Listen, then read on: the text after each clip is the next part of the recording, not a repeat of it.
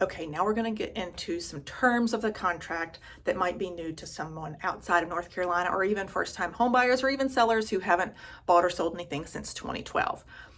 This video is going to be about the due diligence fee and the due diligence period. I'm going to contrast that with the old way because I think some other states might still have these contingencies.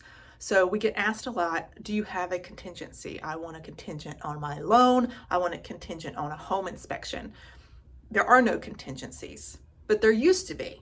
Prior to 2012, we had a loan contingency and an inspection contingency. Those were the two formal contingencies.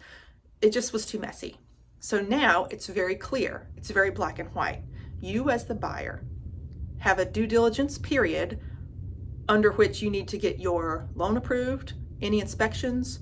You can have your karma person come in. You can do whatever you want within that time frame, and you either buy the house or you don't. And for that privilege of that investigation, you're paying a due diligence fee.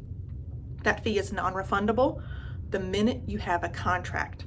A lot of people get confused. They think at the time of the offer, it's like an application fee, like the seller is going to deposit it with their offer. No, it's only due once you have a contract. So the process goes, you submit your offer, the seller counters, there's some back and forth. Once you actually have an agreement, that is when the money is due. Now in practice, it's very common that that happens at night. So you need to communicate with your agent needs to communicate with the listing agent. All of that needs to be planned and decided with the anticipation that signing things might happen late at night when the banks are closed. So it's a lot of logistics, but that is the due diligence fee. So 2 or 3 weeks is common. That's April 2025. During COVID, it was 0. So this is not a standard thing. It changes with the market. So all those, the fee and the period, the amount of time, are both negotiable. As a buyer, obviously you want the most time, because remember, if you're going to renegotiate anything, that has to be done by the end of the deadline. The deadline isn't when you submit your request.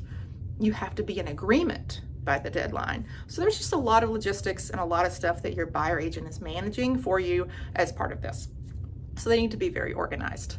And then I did want to point out that on the seller side, sellers, you don't know if your house is sold until you pass that due diligence deadline. So obviously buyers, sellers want more money, because the more money, in theory, the less likely you are to back out. They want a shorter time period because they're ready to move on. And the sooner they can start moving on, the better. They don't want to wait 3 weeks, even though it's kind of normal these days. That is due diligence in North Carolina. You've got one time period to do all your investigations, get your loan, everything, and then you either buy it or you don't. Send me any questions and let me know if you don't understand any of that. I'm happy to go over it. Thanks.